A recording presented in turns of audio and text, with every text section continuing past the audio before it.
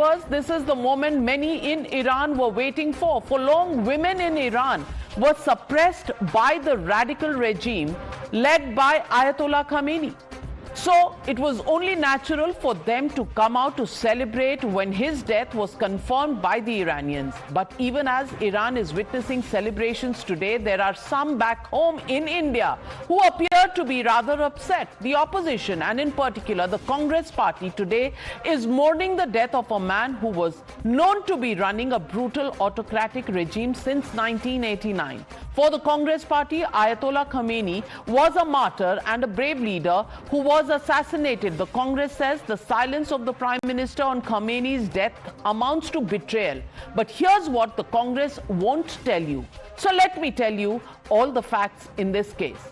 This is the same Khamenei who equated India to Myanmar and Gaza to float his theory that Muslims are suffering in India. He claimed the situation of Muslims in Kashmir is concerning, and that's not all. He even went on to say that Muslims are being massacred in India. At least on 4 occasions, he's made these statements. And every time, the envoy of Iran was summoned and told not to interfere in India's internal affairs. But viewers, the Congress party may oppose Narendra Modi and has every right to do so, but in their bid to oppose his policies, is it appropriate to lionize a known India baiter? And has vote bank politics been taken too far?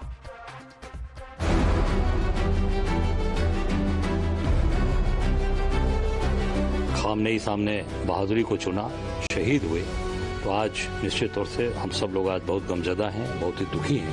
ये इस्लाम का एक जो अच्छा leader था, जो उसमें क्षमता थी, उसके जाने के गम का ये प्रोटेस्ट है। वो लीडर था, डरा नहीं।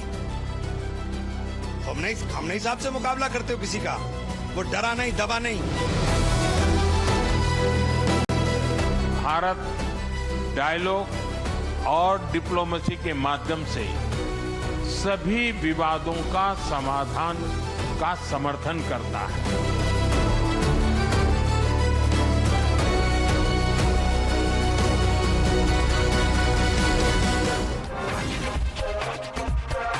So, ladies and gentlemen, that brings me to the Motorola legitimate question on the news hour tonight. Is Congress lionizing India baiter Khamenei for votes? That's the question, and that's the debate coming up on the other. You're watching the News Hour at 9. Debate number 2 on Times Now. Super Prime Time.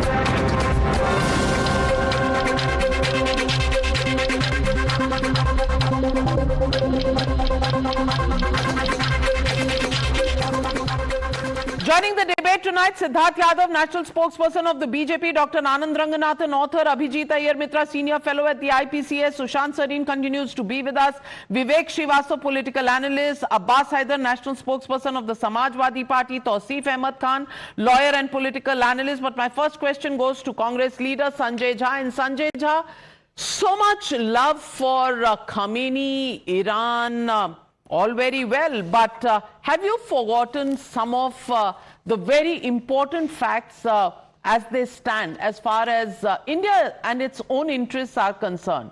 As you can see, not many countries other than the 10 countries, maybe Turkey, Pakistan, or whether it is China or Russia, have condoled the death of Khamenei.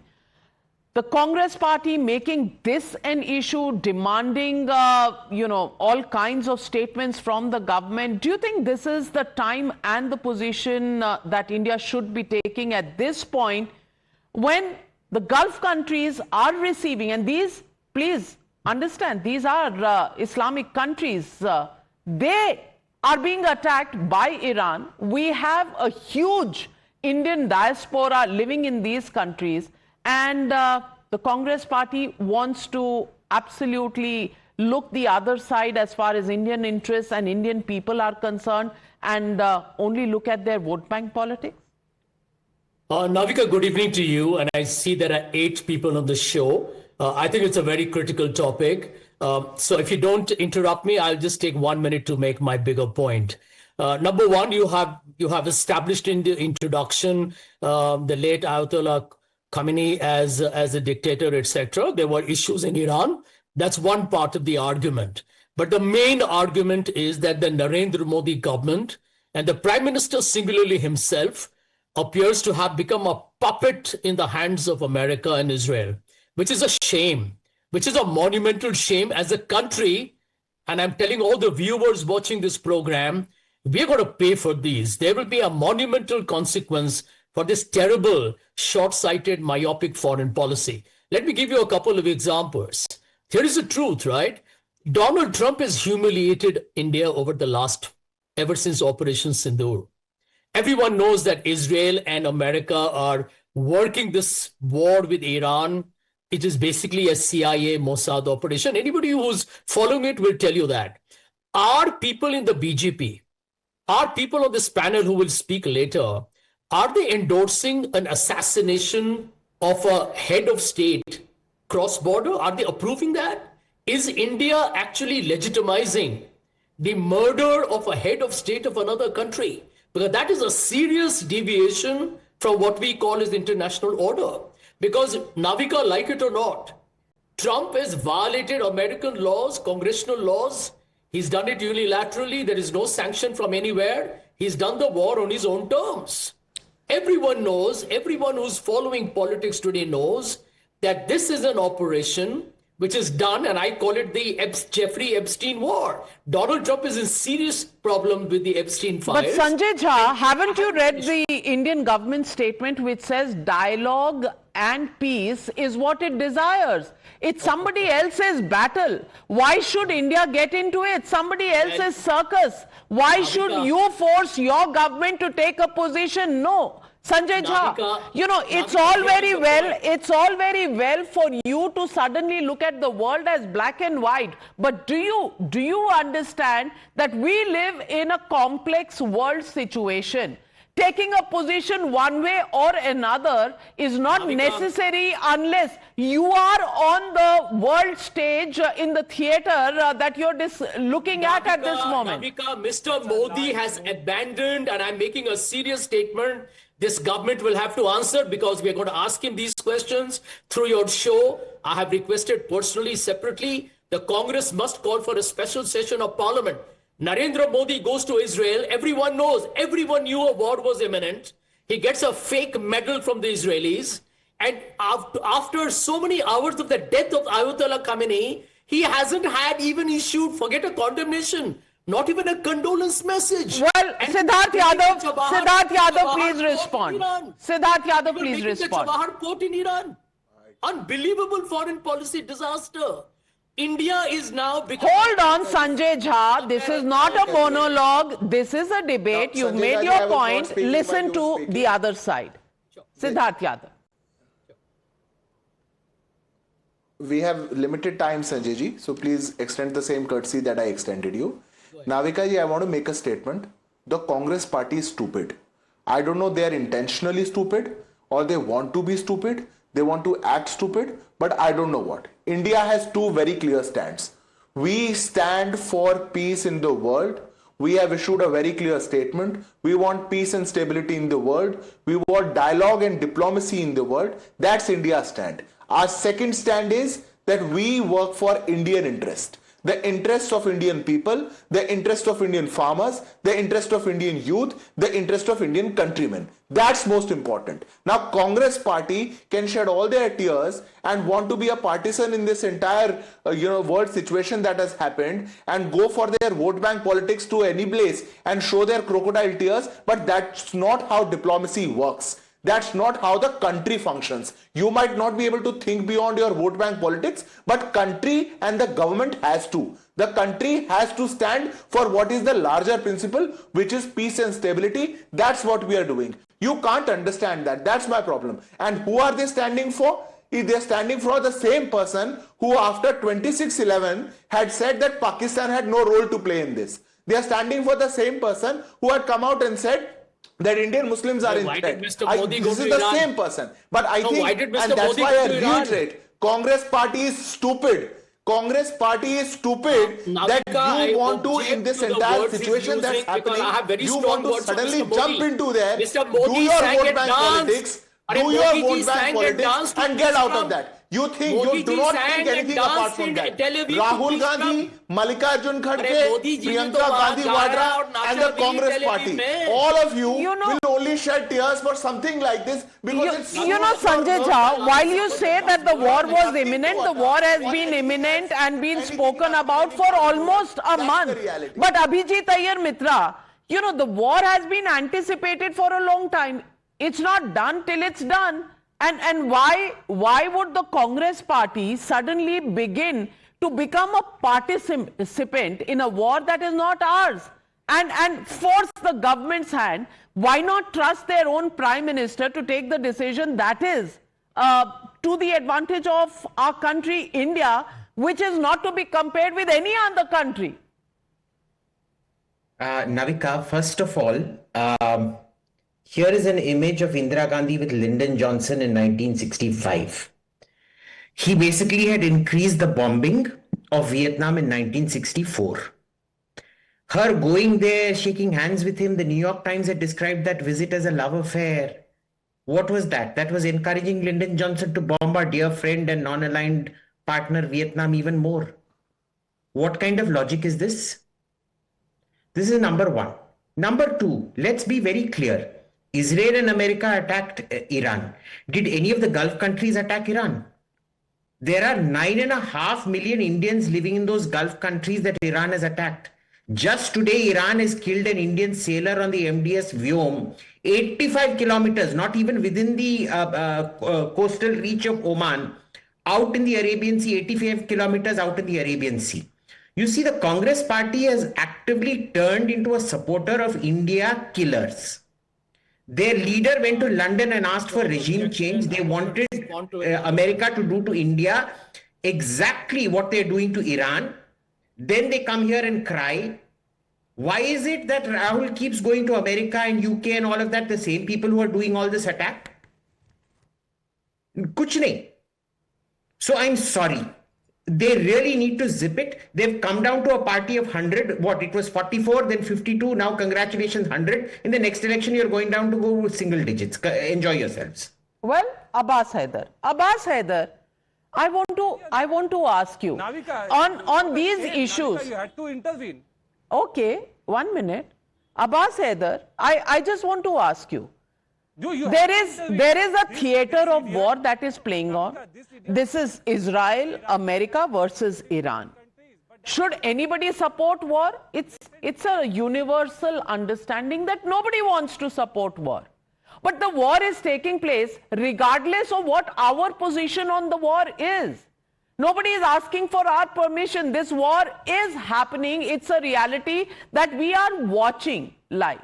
Abbas Haider, in the middle of all of this, assessing the global situation, who is in a better position to assess it? Is it the government of India or is it the opposition? If the opposition has to say something, should it be through discreet conversations and dialogue with the government, but on the face of it, support the government on every stand that it takes? Or should it be the chest beating that we are seeing at the moment? I want to ask you, where do you stand? Navika ji, first of all, see, Pakistan is our natural and permanent enemy. And, Iran is strategically very important for us because, fundamentally in diplomacy, neighbor of neighbor is friend and neighbors are, generally they are enemies. So basically, it is very important to counterbalance Pakistan strategically. It is important that Iran remains sovereign and Iran does not become a puppet of any of the Western nation.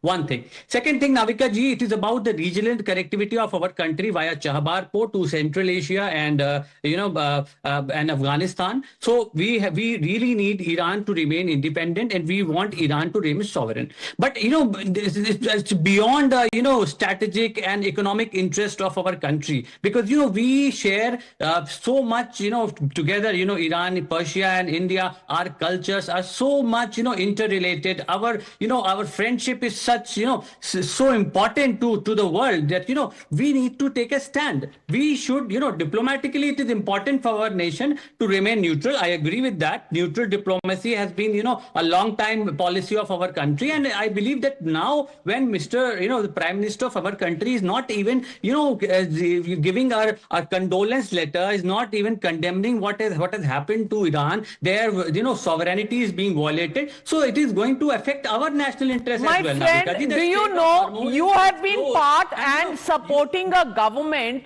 of the UPA, which on three occasions in the IAEA voted against Iran, my friend. Where was your voice then? It is the Modi Sarkar in 2022 that actually abstained from any vote against Iran. Suddenly, Anand Ranganathan, they have forgotten their past history. I'm coming to you, Abhijit. Coming back to you, Abhijit. But Anand Ranganathan, have they forgotten their own track record in their hurry to give lots of updesh and gyan to Prime Minister Modi? Good evening, Navika, and good evening to my fellow panelists. No, they haven't forgotten. They're just wishing others might have forgotten. So bad for them that others haven't. Look, any Indian vowing to avenge Khamenei's killing should be put on a plane to Tehran and made to enlist. The Republic of Iran needs you more than the Republic of India. And for all those who say Khamenei was not a legitimate target, let me ask you a very simple question. Would a Pakistani leader who is commander-in-chief of his armed forces that attack India directly or indirectly, who stocks nuclear arms and enriches uranium clandestinely, who calls India a cancer and vows he will wipe India off the map, who trains and supports and funds multiple terror organizations, who arms and sends hordes of terrorists to India to kill thousands of innocents, would such a leader be a legitimate target for India? Now replace Pakistan with Iran and India with Israel. How on earth did Khamenei become a revered supreme leader of millions of Indians? He called India an oppressor state. He was in charge of a barbaric regime that tortured and killed tens of thousands of innocent Iranians. He sponsored international terror through Hezbollah and Hamas and killed thousands of innocents in Israel. Khamenei was a murderer, not a martyr. Honestly, if he is your supreme or spiritual leader, then it says more about you than about him. Well, let me get in Tausif Khan. Tausif Khan, 35 lakh Indians live in the UAE. These 35, coming to you, Abhijit, these 35 lakh Indians in the UAE are people against whom Iran has launched 165 missiles and 541 drones to UAE. So when you actually revere a country like Iran, have you forgotten the Indians living in these regions? Doha, Oman, UAE, Dubai.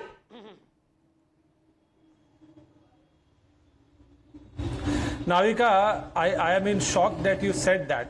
It's an elementary knowledge.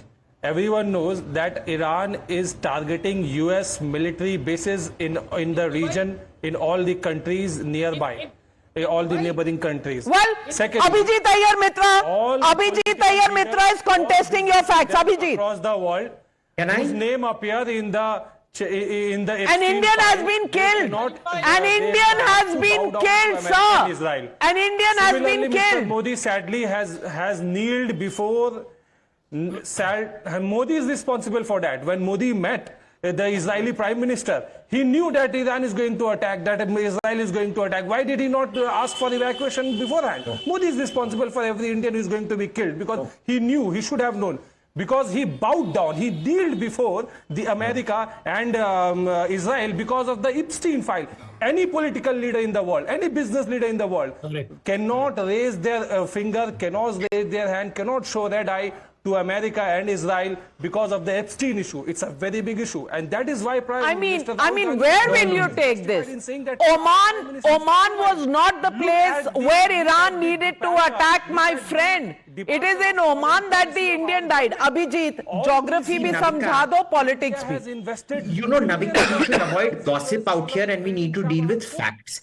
Tausif was talking as if Benjamin Netanyahu called him up and said, bro, you know, I told Modi I'm going to attack Iran. How do you know this? How do you know this? How do you know this? Are you related to Netanyahu that you know this? उसने तेरे को call करके बोला है क्या? Lying on national TV, shameless lying on national TV. And as for the cultural agreement, the last people-to-people exchange between India and Iran was Nadir Shah coming and killing 30,000 Delhi walas. We also speak English. We have lots of people living in America. So we have cultural ties with America. So should we oppose every attack on America? We have the same relationship with the UK. Should we oppose? We have deep cultural ties with the UK. So what? So what? Hey, you're an ethno-supremacist, you're an ethno-fascist. You belong to an ethno-fascist party. You are peddling third-rate lies on TV. I don't know how you have an educational qualification. Well, I want to also get in Vivek Srivastava. Vivek Srivastava, when Iran has been voted against, it has been the UPA government. And may I read out to you the left statement at that time? The left parties had a problem. Of course, you were supporting the government, you walked out of the government, but the left parties actually went out there and said the IAEA vote signifies a departure from the government's commitment to follow an independent foreign policy. This is a matter of utmost concern. So independent policy that was abandoned by the Congress party then suddenly is not an issue for the left parties. They are supporting and standing with the Congress party, which is the government which voted thrice against Iran, and questioning the government which has abstained from a vote against Iran. I mean, can you please explain to me the logic? Well, now let me, yes, I'll explain it to you. You are confusing two things. Voting, you may vote, you may not vote. We may have bad relations with Iran tomorrow. They are different issues. Here the issue is very different. The issue is of imperialism. Who is America to decide that in any third world country like Bangladesh or in Nepal or in Iran or anywhere in the world, who is going to lead the country? Who is going to decide? It should be the people. And the women rights records of Iran are far better than America. Epstein files, how many girls, what age, which politicians are involved, which businessmen. So let us not lecture. And now in this conflict, 167 schoolgirls between the age of 7 and 12 were killed because the school was bombed. And it was a school of little girls. This is the women rights record of United States of America. My Prime Minister is weak, compromised. He went to Israel. He knew what was coming. What about the October 7 strikes on Israel? How many tears did you shed then? Asking about the 12,000 Iranians killed in Iran last month. Bloody liar. We are nothing but stooges and pawns in the hands of Donald Trump. Protesters in Iran were killed, sir, 10,000 of them. Any word for them, Sushant Sareen? Are they blinded by their hate for Modi that they will carry it so far as to turn a blind eye to the facts of this war? Of course, in principle, wars don't solve anything. That is the bottom line. But are they blind to what's really happening in Iran? Navika, I don't know where you've got this from, that wars don't solve anything. Successful wars solve a lot of things. Yes, there is a case for war. I'm not sure if this war is going to solve anything, but that's another matter. And secondly, I think, listen, we can keep doing whataboutery, but let's come down to the prospects as far as I'm concerned. Frankly, I'm not surprised at the kind of reactions which are coming. In India for 5,000 years. We've had a culture of, meeting with the enemy and giving him the key to the fort so that they can take over, and supporting the enemy rather than supporting your own people. But that's besides the point. Now let's come down to the prospects. Who is the enemy? Ask him who's the enemy. Vivek, shut up, yaar. You've spoken enough. Now it's my chance. Who's the enemy? Is the Americans? You shut up. Talking nonsense. America, कौन है enemy? Iran या America? Vivek Srivastava. America, कौन है enemy? Vivek Srivastava, just a minute. Hang in there. Sushant Sarin बोल रहे हैं. थोड़ा knowledge increase कर लीजिए, कोई हर्ज नहीं है. Sushant. When people say that we have become touts of imperialists, they can say whatever they want to say, but let's come down to the brass tacks. let's just look at our interests. I think the gentleman from SP was talking about how Iran is very critical for us because it provides us connectivity to Central Asia. He is right. But stack that up with our interests that are attached to the Gulf states, which are under attack from Iran. 90 million of our, or 9 million of our diaspora who send something like $45 billion of remittances to India. Gulf is our not under attack. Supplies come from Iran. Air bases are under attack, which are the sovereign property of the United States. Abbas Haider, when you were speaking, he did not interrupt you. Let's extend the same courtesy. I'll give you time to counter. Sushant. Lower all other faders, Sushant only. So listen, Navika, 9 million of our diaspora is out there. Their lives are at stake. Their livelihoods are at stake. Their properties are at stake. One. Secondly, people are saying evacuate them. Do they know the logistics of evacuating 90 lakh people? Please tell me what ship you are going to take out there to evacuate them. Number three, look at the defense relationship we have, for example, with Israel. Is there any other country that can replace that at this point in time? No. Number four, please look at the kind of energy security of ours, which is attached to countries like Saudi Arabia and other countries in the Gulf, and then our trade relationship with these countries. Now, please stack all of that up. I understand that, yes, Iran can give us a route to Central Asia. Please tell me, what is our trade with Central Asia? Please tell me that. Do you know what your trade with Central Asia is? About $50 million or $100 million, something like that, even if it's $1 billion. You have around $200 billion of trade with these Gulf states. You have another $150, $200 billion of trade with the United States. Can you, if nothing else, forget about morality. There is no morality in international relations, right? There is none whatsoever. All this moral nonsense which goes on, where was the morality when we kept quiet when the Soviets invaded Afghanistan? Where was the morality when we kept quiet when the Soviets invaded Czechoslovakia or Hungary? Where was imperialism at that point of time? So let's forget about it.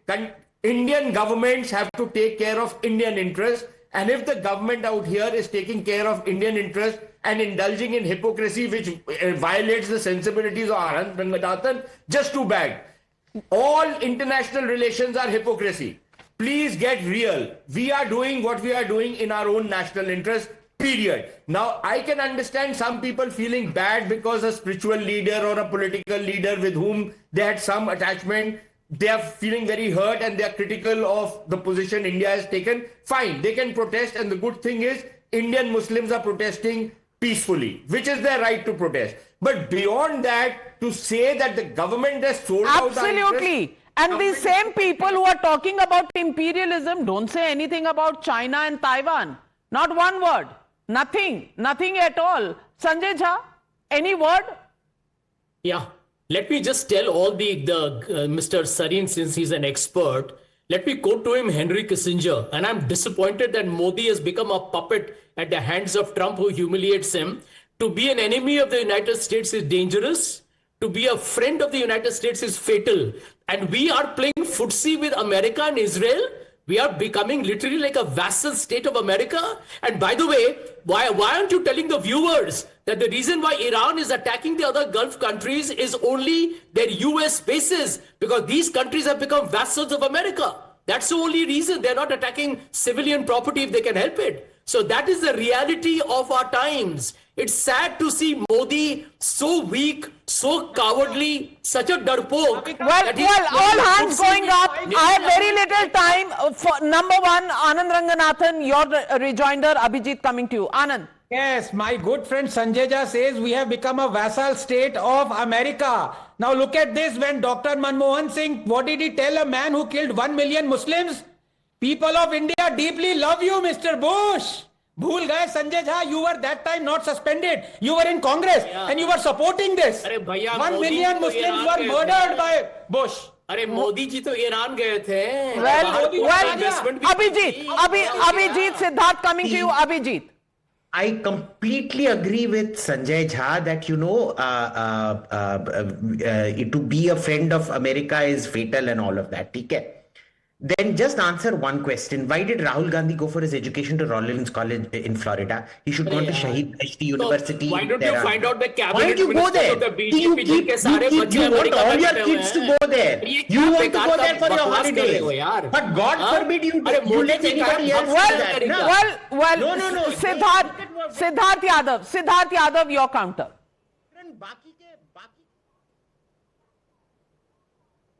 Navika ji, if you hear Sanjay Jha or anybody from the opposition, please don't be mistaken.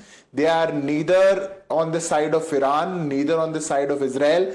They choose the side where their vote bank is. Nothing else. They can't think beyond that. Absolutely. And look at what people who are watching the show are saying. G. Subramanian, Islamic National Congress, enough of your appeasement. Watcher of society, if Congress was in power, would they have chosen national interest or political appeasement?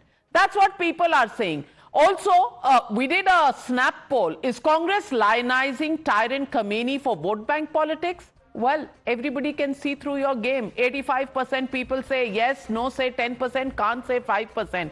85% people believe the opposition is just playing vote bank politics, even in a war where America, Israel, France, all the Middle East countries, probably UK joining in soon, are on one side, and they want to be on the other. What do you call this vision for India? I leave it to you to be the judge, viewers. Thank you very much to all my panelists for joining me on the News Hour. With that, it's a wrap. Good night, be safe. I'll be back tomorrow with the News Hour at 9.